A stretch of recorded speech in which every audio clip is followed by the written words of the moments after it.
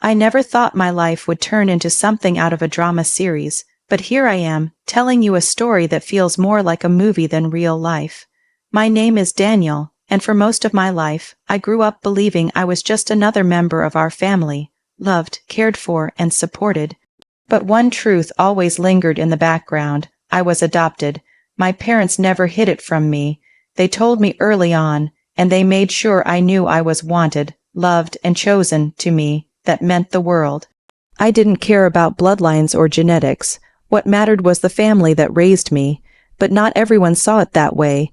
My older sister, Claire, was the biological child of my parents. From as early as I can remember, she treated me differently. She was never outright cruel, but there was always this subtle tension, a lingering sense that she thought she was more entitled, more important, more legitimate. The only person who seemed to completely dissolve that tension was my grandpa, my father's dad. Grandpa Henry was larger than life, stern, wise, but with a soft heart that showed in unexpected moments. He loved fishing, storytelling, and teaching me lessons about life through old parables. And the one thing that never failed to warm my heart was that he never treated me like I was adopted. He treated me like I was his grandson, through and through. If anything, I felt like I was closer to him than Claire ever was. Claire, of course, noticed, and she didn't like it. She would often mutter little comments like, "Well, you're his favorite because you're the charity case." Or, "Don't get too comfortable, you're not really part of this family's legacy." I brushed it off for years until everything escalated the day Grandpa passed away. When Grandpa Henry passed away, it felt like the ground was ripped from under me. He had been my anchor, my mentor, and the person who always reminded me that I mattered, even when I doubted myself. The house felt emptier than ever during the funeral. Family and friends gathered, sharing stories of Grandpa's kindness, his sharp wit, and his stubborn streak that everyone secretly admired. Claire stood near the front, holding back tears, but I couldn't help noticing that her grief felt different, less genuine. She wasn't as close to Grandpa as I was, and I could almost see her mind working, not on his memory, but on what came next, and she proved me right sooner than I expected. A few days after the funeral, my parents called Claire and me into the living room. On the coffee table sat a thick envelope, Grandpa's will, delivered by his lawyer. The air was tense, and I could already feel Claire's eyes burning into me, as if she expected me to vanish before the reading even began. The lawyer, Mr. Whittaker, was a calm, older gentleman with a voice that carried authority. He started reading through the usual formalities, Grandpa's wishes about his belongings, the family home, and his investments. But as the details unfolded, I saw Claire's lips curl into a satisfied smirk. Why? Because the will specifically mentioned her by name. Grandpa left her certain heirlooms, some stock shares, and a substantial trust fund. She looked smug, like her superiority had just been validated. But then, something unexpected happened. When it came to me, there was a pause. Mr. Whittaker adjusted his glasses and cleared his throat. Claire leaned forward, already ready to mock me if my name wasn't even there. And then the words came, "To my grandson Daniel, who has been my pride and joy, I leave the rest of my estate." The room went silent. My heart stopped. The rest of his estate, that meant everything. The family house, the bulk of his savings, the land, and most importantly, his business holdings. Claire's face twisted instantly. Her jaw literally dropped, just like a scene from a movie. She stammered, "What? That's impossible. He wouldn't. He couldn't leave it to him. He's not even blood." I just sat there, stunned. Grandpa hadn't just included me. He had made me the sole heir of the majority of his fortune. My parents looked conflicted but supportive. My dad gave me a small nod, as if he wasn't surprised by Grandpa's decision. My mom, though quiet, squeezed my hand in reassurance. But Claire, she exploded. She stormed out of the room, muttering insults under her breath, her voice trembling with rage. I knew in that moment that this wasn't over. She wasn't going to let this stand. And I was right, because what came next turned into the ugliest family battle I'd ever experienced. The silence in the house after Claire stormed out was almost unbearable. I sat there frozen, replaying Grandpa's words in my head over and over, "To my grandson Daniel, who has been my pride and joy." It wasn't about the money. It wasn't about the estate. It was about the validation. Grandpa saw me as his real grandson, not just an adopted kid. And in that moment, I felt both overwhelmed with gratitude and terrified of what Claire was going to do next, and it didn't take long for her to make her move. Later that night, she cornered me in the kitchen. Her eyes were red from crying, but there was fury burning inside them. "You don't deserve it," she hissed. "You're not even his real grandson. That inheritance should have been mine, all of it." I tried to stay calm. "Claire, it's what Grandpa wanted. You know how close we were." She scoffed. "Close, please? He pitied you. He treated you special because he knew you weren't blood. You were his little project, Daniel. But this was a mistake, and I'm going to prove it." Her words cut deep, but I didn't show it. I had learned long ago that reacting to Claire's cruelty only gave her more power. Still, I knew she wasn't bluffing. If she said she'd fight it, she would. Sure enough, within a week, Claire contacted a lawyer. She started challenging the will, claiming Grandpa wasn't in the right state of mind when he wrote it. She even hinted at manipulation, that somehow I had influenced him to change everything in my favor. It was insulting, not only to me but to Grandpa's memory. He had been sharp, independent, and clear. Headed until the very end, he knew exactly what he was doing. But Claire's campaign didn't stop there. She started spreading rumors in the family, whispering to distant relatives that Grandpa had always meant for her to inherit the estate, that he only wrote me into the will out of guilt, that it was unfair for an outsider to take over the family's legacy. Every time I heard about it, my chest tightened. I'd grown up believing I belonged, and now my own sister was trying to erase that. The worst part, some relatives started to agree with her. They'd say things like, "Well, she is the biological granddaughter," or "It would make more sense for the estate to stay in the bloodline." It felt like I was being put on trial, not for something I did, but for simply being adopted. But through all the noise, one thought kept me going. Grandpa had made his choice. He trusted me with his life's work, his property, his legacy, and I wasn't about to let Claire destroy that. What I didn't know then was that Grandpa had left behind more than just the will. He had left behind evidence, letters, and secrets that would silence every doubt about his decision. And leave Claire speechless. Claire's fight only grew more aggressive over the next few weeks. It felt like every day brought a new confrontation, a new accusation. She stopped talking to me directly and instead funneled everything through her lawyer. I'd get these long, cold emails filled with legal jargon that all boiled down to one thing: "You don't deserve it, and we're going to take it from you." At family gatherings, the tension was unbearable. Claire would sit on one side of the room, glaring daggers at me while whispering to anyone who would listen. I could hear bits and pieces. "It's not fair. He's not real family. Grandpa wasn't thinking clearly." It was exhausting. But then something happened that changed everything. One evening, I was going through some of Grandpa's old belongings that my parents had packed away in the attic. There were boxes of fishing gear, photo albums, and stacks of notebooks filled with his neat handwriting. I was flipping through one of the notebooks when a sealed envelope slid out from between the pages. My heart skipped a beat. On the front, in Grandpa's handwriting, were the words, "For Daniel, read when the time comes." My hands trembled as I opened it. Inside was a letter, written with the same careful script he'd always used. "Daniel, if you are reading this, it means I have left this world, and I imagine there may be some questions, perhaps even anger, about my decisions. I want you to know why I chose to leave the estate to you. It was not an accident, it was not pity. It was because I saw in you the values I hoped this family would always carry forward: kindness, perseverance, and integrity. Blood does not make a family, Daniel. Love does, and you have shown me more love, respect, and dedication than anyone else.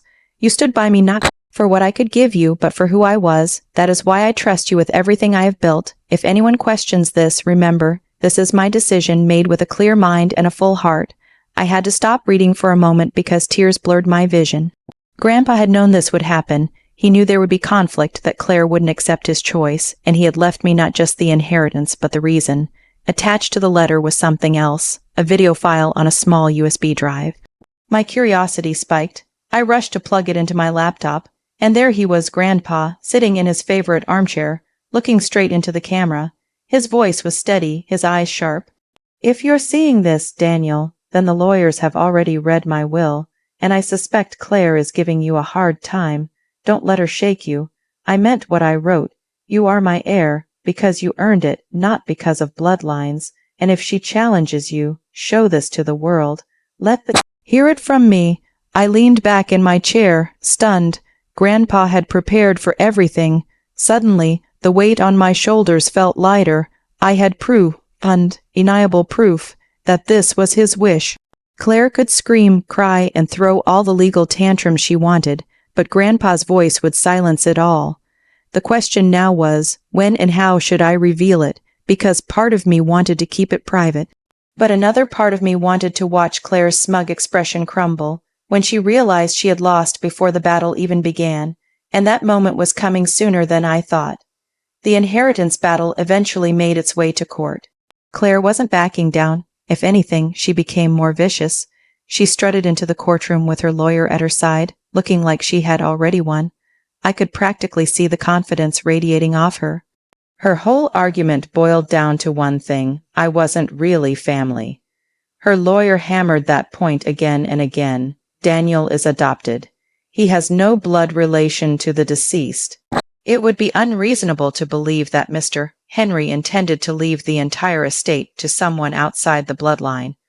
This must have been a mistake or the result of manipulation.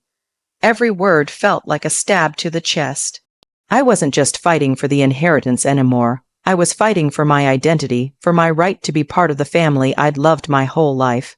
When it was my turn to speak, I kept it simple. I told the court about my relationship with Grandpa, about how he raised me like his own flesh and blood, about the countless hours we spent together fishing, working on projects, and talking about life.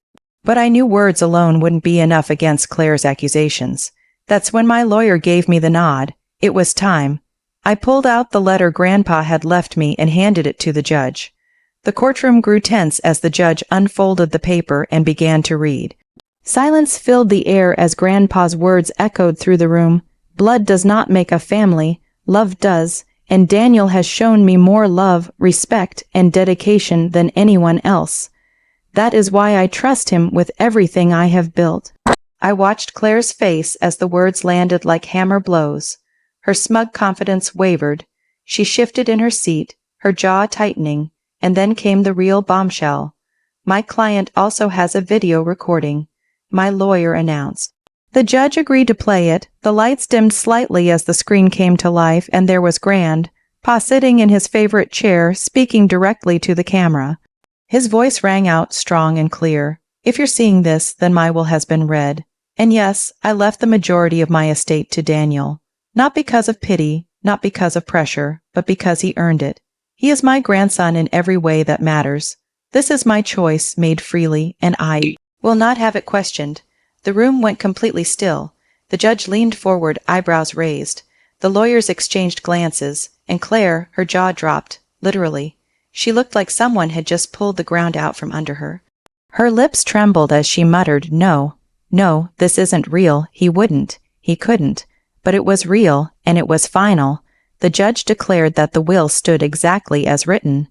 Every argument Claire had made collapsed in an instant. For the first time in my life, I saw her completely powerless. And instead of satisfaction, all I felt was a strange mix of relief and sadness. Because I hadn't wanted a war with my sister. I had just wanted to be accepted as family. But now the lines were drawn deeper than ever, and what she did next proved just how far she was willing to go. After the court ruling, I thought things would finally calm down. The judge had spoken, the will was honored, and Grandpa's wishes were clear.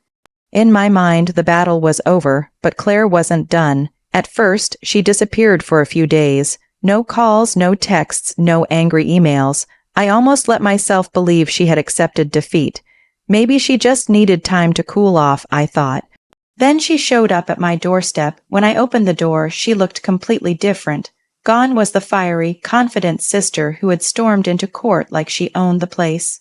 Instead, she stood there with tear-streaked cheeks, her shoulders slumped, clutching her purse like it was the only thing holding her together. "Daniel," she whispered, her voice trembling, "can we talk?" Part of me wanted to slam the door. But another part, the part that still wanted to believe we could be family again, Let her in. We sat down in the living room, and she wasted no time. Look, I know I've been harsh. She began, wiping at her eyes. But you have to understand how this feels for me. Grandpa was my blood, I thought. I thought he'd trust me with everything. And then suddenly it's all yours. Do you know how humiliating that is? I stayed quiet, letting her vent. She leaned forward, lowering her voice. But maybe we don't have to fight anymore. You have the estate now, the money, the business. What if we shared it 50-50? You don't really need it all, do you? And there it was.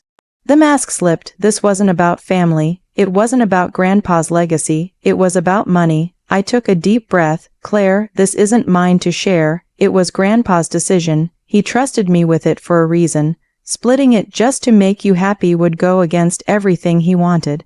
Her eyes narrowed instantly, the tears drying up like they'd never existed. So that's it. You're really going to keep everything and leave me with scraps. You have your inheritance, I reminded her. Grandpa didn't leave you with nothing, but yes, I'm going to honor his wishes. Her face hardened, and for the first time, I saw something cold in her eyes. You'll regret this, Daniel, she said quietly. You think that letter and video make you untouchable, but they don't. You don't deserve this, and I'll find a way to take it from you. Then she stormed out, slamming the door so hard the walls shook. I sat there, my heart racing. I realized in that moment that Claire wasn't just angry. She was obsessed, and obsession makes people dangerous. What I didn't know then was that she was about to take her war against me to a whole new level. One that didn't involve courts or lawyers, but manipulation, lies, and betrayal. And this time, she was going to drag the whole family into it.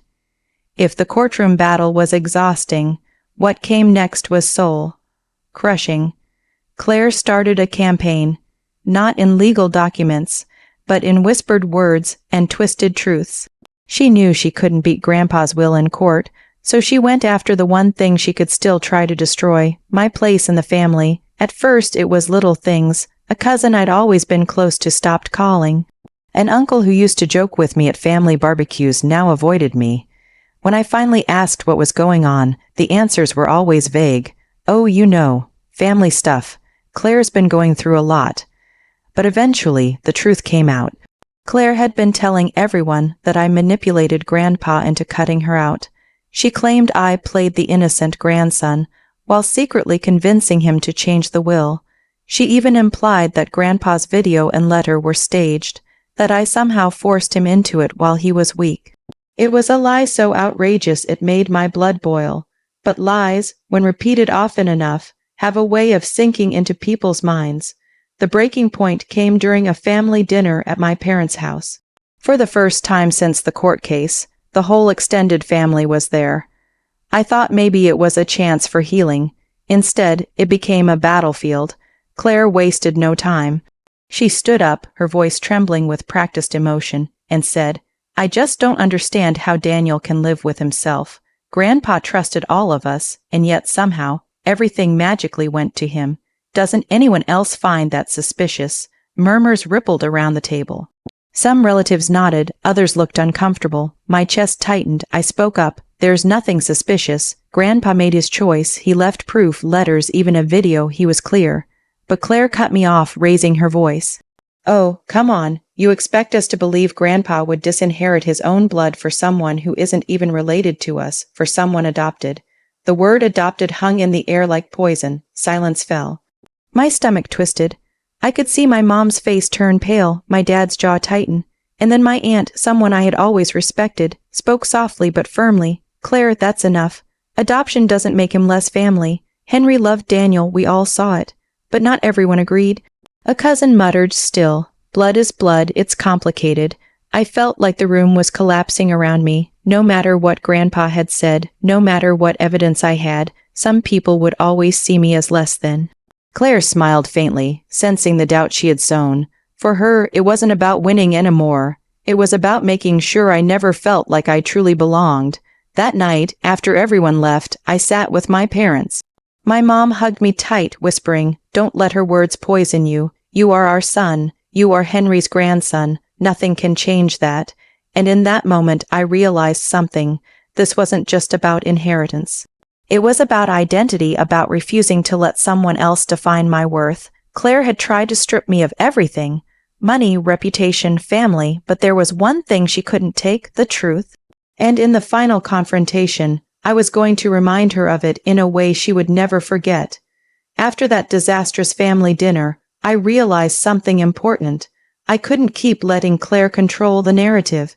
She had turned my inheritance into a weapon, using lies to attack not just me, but Grandpa's memory, and I couldn't allow that anymore. So I decided to confront her directly. No lawyers, no courtrooms, no whispered rumors. Just me and her. I asked her to meet me at Grandpa's old house, the place he had loved most, the place he had passed on to me. To my surprise, she showed up. She walked in with her usual confidence, though I could see a flicker of unease in her eyes. Maybe she sensed this was different. I didn't waste time. "Claire," I said, my voice steady, "this has gone on long enough. You've dragged our family through hell. You've lied, manipulated, and tried to erase me from Grandpa's legacy, but it stops today." She crossed her arms, sneering. "And what are you going to do, Daniel? You've already stolen everything. What's left?" I pulled out the letter and set it on the table between us. Beside it, I placed a laptop with the video paused at Grandpa's face. "This," I said firmly. "The truth, the unshakable truth. You can keep lying to yourself, but you can't change what Grandpa chose. He didn't pick me out of pity. He didn't pick me by accident. He chose me because I was there for him, because I loved him, because he loved me, and no amount of bloodlines will change that." For the first time, Claire's mask cracked. Her jaw tightened, but her eyes betrayed something.